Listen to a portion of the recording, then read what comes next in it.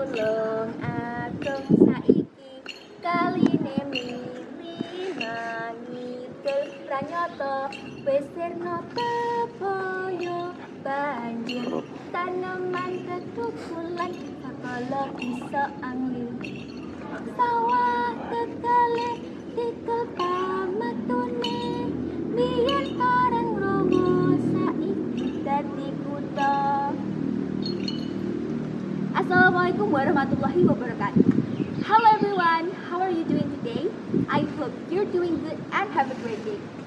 Today, I want to talk about one of the heirlooms in Tulungagung. Tulungagung residents must be familiar with the name of the Kyai Upas.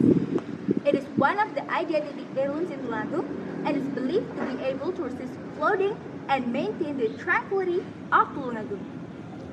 However, not many people know that this heirloom was not originally from Tulungagung. Then, how did it become the heirloom of Tulungagung? Today, I, Imtiza, from NGUNUT Senior High School, will tell you about the origins of Kyai Upas and how it became the heirlooms of Tulungagung. The legend of the Kyai Upas began at the end of Majapahit reign. Many royal retainers left the Majapahit government centers. One of them was Kyai, who opened a forest near Rawapening Ambarawa, which was the Mataram area.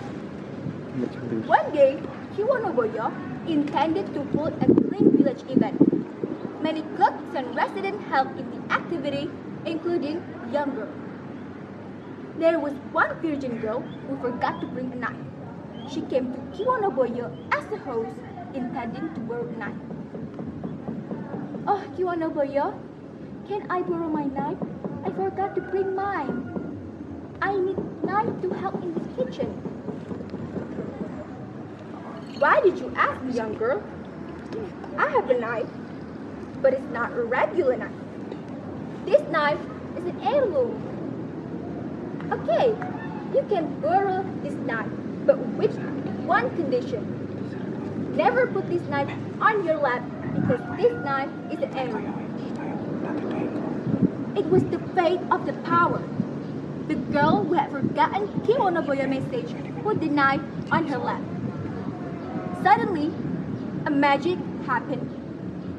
The knife on her lap disappeared and went into the girl's stomach and caused her to be pregnant. The woman ran and cried, telling Kyai about her sudden pregnancy. Oh, young girl, why did you put the knife on your lap? Look at yourself now. You're pregnant. Oh my God, what will people say about this? People will blame me for that. Kyai deeply felt shame and sad because she doesn't have any husband. To reduce the sadness and shame, Kyai finally did a meditation at the peak of Mount Merapi. I will pray for you and your baby at the peak of Mount Merapi. When the baby was born, put this printing on and give him this sweetie, then I will recognize him as my son. When the time had come to give birth, the pregnant girl gave birth to a dragon snake instead of a human baby. The girl was shocked, but she still accepted him anyway. This dragon snake then was named Baru Clinting because he wore a clinting.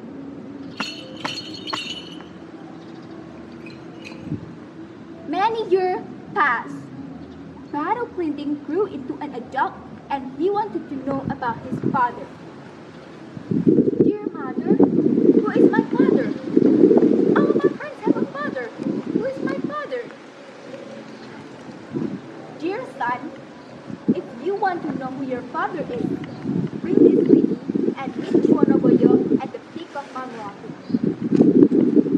After that, Batu Klinting went to meet Kiwonoboyo. On his way, the lady disappeared.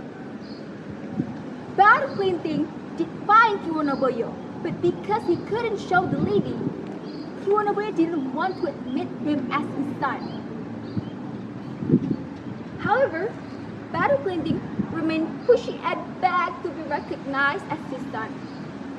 Finally, Kiwonoboyo would like to recognize Batu Klinting as his son with one condition. Dear Batu Klinting, I will recognize you as my son if you can circle the peak of Merapi with your body. After that, Batu Klinting tried to circle the peak of Merapi. Many times Batu Klinting tried, but still failed. Finally, Batu Klinting got around by sticking out his tongue to connect between his head and tail. Knowing this, Kiwonoboyo then cut Batu Klinting's tongue, and instantly his tongue fell to the ground and turned into an heirloom spear while his body turned into a log. Kiwonoboyo kept this heirloom spear and named it the Spear of Kanjeng Kyai Upas. After Kiwonoboyo died, this heirloom spear was passed down to his son named Ki Ajarmangir. Ki Ajarmangir was also a powerful figure like his late father. He was famous in several areas for his supernatural power. Because of that, he dared to rebel against the Mataram kingdom. Knowing Ki Ajarmangir's supernatural power, the king of Mataram didn't want to have an open war with him.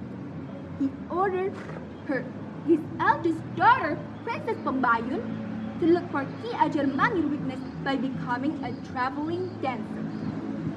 Long story short, Ki Ajarmangir fell in love with Princess Pembayun and they finally got married. However, Princess Pembayun still remembered her duty. After a long marriage life, Princess Pembayun tells Ki Ajarmangir that she was from Mataram and even the daughter of the king. She said that even though the king of Mataram was the enemy of Ki Ajarmangir, knowing that he is now his father-in-law, wouldn't it be better as a son-in-law to show respect? Finally, Princess Pembayun managed to bring Ki Ajarmangir to come before the king. Because they come before the king, the heirloom couldn't be brought into the palace. When Ki Ajarmangir go in front of the king suddenly grabbed Ki Ajarmangir's head and banged it to the king's chair made out of stone until he died. The king kept the heirloom, but this heirloom brought disaster all over the Mataram kingdom. So this heirloom was handed over to one of his sons that became the regent in Rawa, now Tulungagung city. His name was Pringgo Kusumadiningrat. He was the fourth regent of Rawa. Thanks to the descendants of Pringgo Kusumadiningrat, you can find out about the origin of the spear Kyai Upas.